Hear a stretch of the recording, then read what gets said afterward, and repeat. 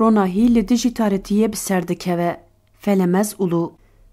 Rêber Apo di encama lihevkirinên navneteweyî de bi komploya nehê cotmeya 1998 neçarma ku ji Sûriyeyê derkeve. Piştî derketina ji Sûrî bi 130 rojan ango 15 Sibata 1999 jî bi bêbextiyeke mezin li paytextê Kenya Nayrobiyê hate revandin û radestê dewleta Tirk hat kirin. Rêber Apo ji wê demê ve li Îmraliyê di şert û mercên giran ên tecrîdê de ye. Dibin pergala işkence û qirkirinê de hemû cûreyên işkenceya psikolojîk li ser hatin ferskirin. Bi pêkanînên keyfî û birîna cezayên disîplînê têkiliya wî ya bi dervere hate qutkirin. Li dijî vê bêhuquqiya ku tevaiya saziyên cîhanê di çarçoveya komploya navneteweyî de çavê xwe jê re girtin, têkoşîna gelan û hêzên azadiya dewam kir. Îsal jî gelê Kurd û dostên wan li dijî vê bêbextiya ku nirxên mirovayiyê xistiye ber piyan li qadan bûn. Li gelek navendên cuda gelan di çarçoveya pêngava ji Rêber Apo re azadî, çalakiyên cihêreng daxwazên xwe anîn ziman. Bêguman çalakiyên îsal jî yên berê cudatir bûn. Tişta ev çalakî cudakir jî hevdîtinên Rêber Apo yên bi heyeta Îmraliyê re û peyamên wî yên ji bo gelan bûn.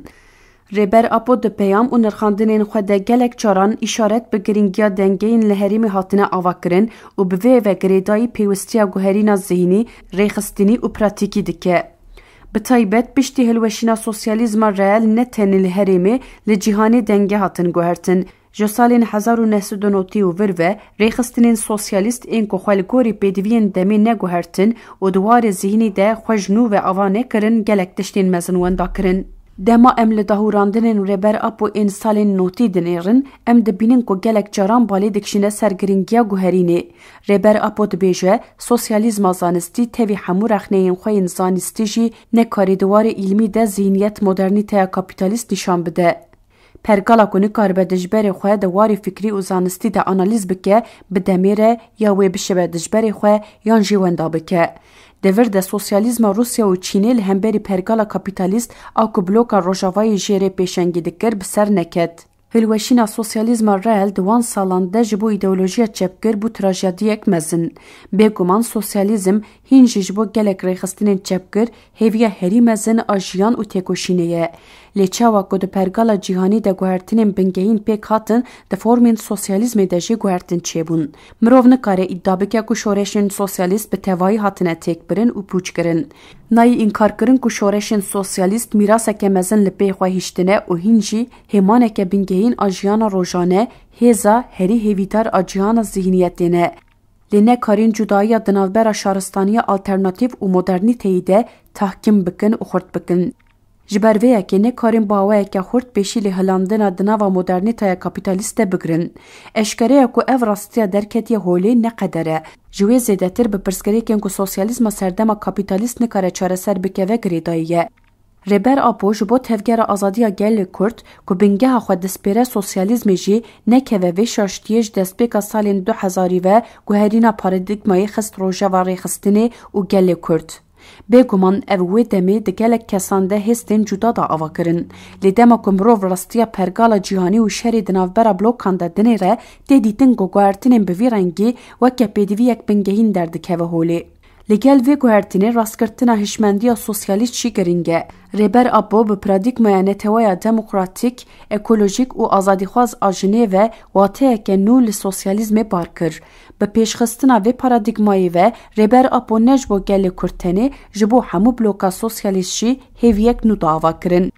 Lewma îro li seranserê cîhanê di vê astê de gel xwedî nêrîn û fikrên Rêber Apo derdikevin. Ez di wê baweriyê deme ku ger paradigmaya Rêber Apo ji destpêkê ve di warê fikrî û zanistî de bi hemû aliyên xwe baş bihata fam kirin û pêk bihata wê rê li ber gelek êşên mezin jî bigirtaya. Ev paradigmaya rastiya jiyana hevbeş û azad a sed salên pêşiya me dide nîşandan, destpêkê ji aliyê gelek kesan ve weke utopyayeke hate nirxandin. Lê îro diyar dibe ku ev utopya bi fikir û ramanên Rêber Apo şekil girtiye, gav bi gav dibe jiyanî û pêktî. بێگومان di serdema me ya îro de ku modernîteya kapîtalîst dest avêtiya hemû nirxên mirovayî xwedî derketina lihebûn û azadiya xwe hêzeke mezin a fikrî û ramanî dixwaze. Rêber Apo ev hêz di kesayeta xwe de da avakirin. Ji ber vê yekê ye ku îro Rêber Apo di vê astê de ji aliyê pergala modernîteya kapîtalîst ve tê hedefgirtin. Pergala îşkence û qerkirinê ya li îmraliyê li ser vê têgeyî hatiye pêşxistin. Tevê hemû bêhûquqiya heyî jî Rêber Apo ji hêviya xwe qet tawiz neda. Ev hêviya ku di tarîtiya îmraliyê de tevê hemû astengiya roj bi roj hat demezin îro jî ji bo hemû gelan bûye çavkaniya herî xurt a jiyana hevbeş. Di salvegera komploya navneteweyî ya 15 Sibatê de Rêber Apo xwest bi peyamekî mizgîniya serkeftina vê hêviyê bide gelan. Ev wê di dîroka mirovayiyê de bibe destpêka serketina têkoşîna gelan al dijî pergala kapîtalîst. Ji vî alî ve têkoşîna Rêber Apo xwedî giringiyek dîrokî ye. Divê hemû dildarên azadiyê li gorî vê giringiyê nêzî banga Rêber Apo bibin û bibin şopdarên wê.